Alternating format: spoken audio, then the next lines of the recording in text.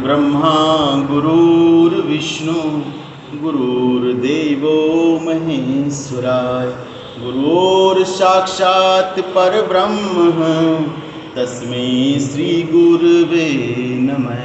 दंडोत वंदन अनेक बार सर्व कला समर्थ डोलन तेरा खो प्रभु नानक देकर हथ।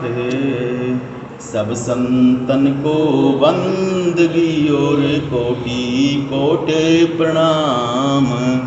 कीट न जाने भृंग को गुर कर ले आप समान, गुर कर ले आप समान।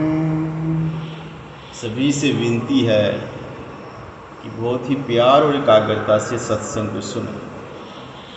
आज जो स्वामी जी के चरणों में आरती विनती की सेवा जो चल रही है, उसका आज तीसरा दिन, तीसरी पंक्ति है, तीसरी लाइन है। उस पर आज हम ख्याल करेंगे जो उनकी आज्ञा हो। प्रेम थाल में दीपक धर लीजिए, क्षमा भाव से आरती कीजिए। यहाँ आरती में वाणी कहती है कि धीरज का हमने दिया लिया, ज्ञान की बाती ली और सुरती की जोत जलाई। और थाली जिस चीज़ के लिए है वो है प्रेम की थाली। जब ये तीनों चीज़ हो जाती है तो अनायास ही घट में प्रेम व्याप्त होता है। आपकी सूरत, मेरी सूरत, किसी और की सूरत अलग अलग नहीं है, अलग अलग नहीं है। द्वैत तो इस मन ने डाल रखा है। दो भावना, डुअलिटी केवल और केवल इस मन का काम है। जहाँ बात सूरत की आती है वहाँ दो नहीं है। जब सूरत का फूल खिलता है तब उसे द्वैत दिखाई नहीं देता है। प्रेम रूपी जब सोमा फूटता है, स्रोत जब फूटता है, उसके बाद उसे द्वैत की कोई भी रंचिक मात्र नहीं रहती। ऐसी रेखाएं केवल और केवल इसी मार्ग से मिट सकती हैं। इसलिए आरती के इस तीसरे लाइन, तीसरे जो हमारी आज्ञा है, उसमें विचार करते हुए हमें क्या मिला कि थाल हमें जो लेना वो प्रेम का लेना है। अगर आपके अंदर धीरज नहीं, हाजिर हुजूरी में बैठे नहीं, ज्ञान की जोत लगाई नहीं और सुरती का दीपक जला नहीं, तो कैसे आप प्रेम को प्राप्त करोगे? प्रेम जो घट में उत्पन्न होने वाला एक प्रेम संसारी है।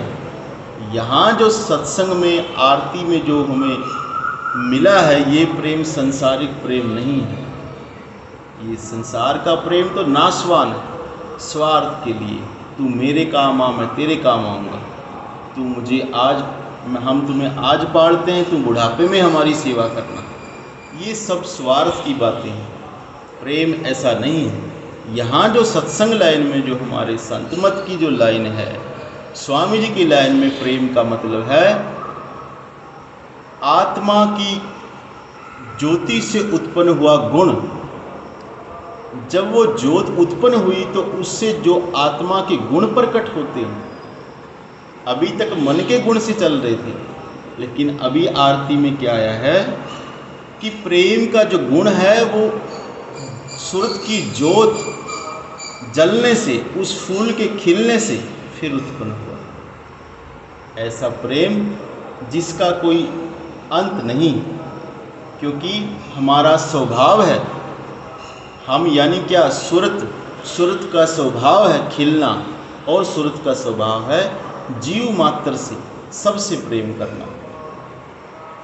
जहाँ पर ड्युअलिटी दो खत्म हो जाते हैं, वहाँ पर प्यार उत्पन्न होता है। क्षमा भाव से आरती कीजिए। यहाँ पर डूइंग वाली बात नहीं है, करने वाली बात नहीं है। ये भी रिजल्ट है उस आरती का। ये भी उस आरती का रिजल्ट है कि आपके अंदर क्षमा भाव प्रकट होगा। अगर कुछ कह दिया किसी ने, कोई बात हो गई, किसी ने निंदा कर दी, किसी ने अवहेलना कर दी, तो संसारिक लोगों की तरह नहीं, अनायास ही आपके अंदर क्षमा भाव पैदा होगा, क्योंकि वो आत्मा का गुण है। क्षमा आत्मा का गुण है।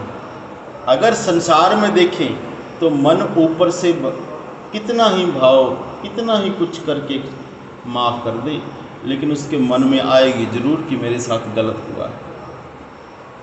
एक बार जरूर सोचेगा कि ये मेरे साथ गलत हुआ है, लेकिन सूरत की जोत जलने से, उस फूल के खिलने से जो गुण उत्पन्न हुए, उसमें से जो क्षमा भाव पैदा होगा वो एक्सट्रीमली होगा। कैसे संत बड़े से बड़े अपराधी को भी माफ़ कर देते हैं, कैसे बुद्ध ने उंगली माल को माफ़ किया, कैसे बड़े बड़े महापुरुष ईसा मसीह ने सूली चढ़ के भी अपने उस अपराधी शिष्य को माफ़ कर दिया। कैसे इतने बड़े बड़े महापुरुष दादू दयाल ने कितना कष्ट सहन किया, गुरु अर्जन देव जी ने कितना कष्ट सहन किया, कैसे वो फिर भी क्षमा कर देते हैं। उनमें क्रोध नहीं, उनमें बदले की भावना नहीं। वो बात स्वामी जी के चरणों में जो आरती की हम विनती कर रहे हैं सेवा, तो हमें ये समझ आई है उनकी दया से कि जैसे सूरत का फूल खिलेगा, वो जो गुण असली क्षमा भाव का उत्पन्न होगा। ऐसी जोत जले, रविदास जी कहते हैं, ऐसी जोत जले दिन राती। ये जोत बुझने वाली नहीं है, जल गई सो जल गई। अगर वो जोत न बुझेगी तो उसके गुण कहाँ जाएंगे। सो प्रेम और क्षमा, आज हमारे सामने ये दो गुण आए कि अगर जिसकी आत्म ज्योत जल जाती है उसमें दो गुण उत्पन्न होते हैं, एक प्रेम भाव, दूसरा क्षमा भाव। और जिसमें ये क्षमा भाव पैदा हो गया, उसका न कोई बैरी न कोई बेगाना। बहुत बहुत धन्यवाद। साथ साथ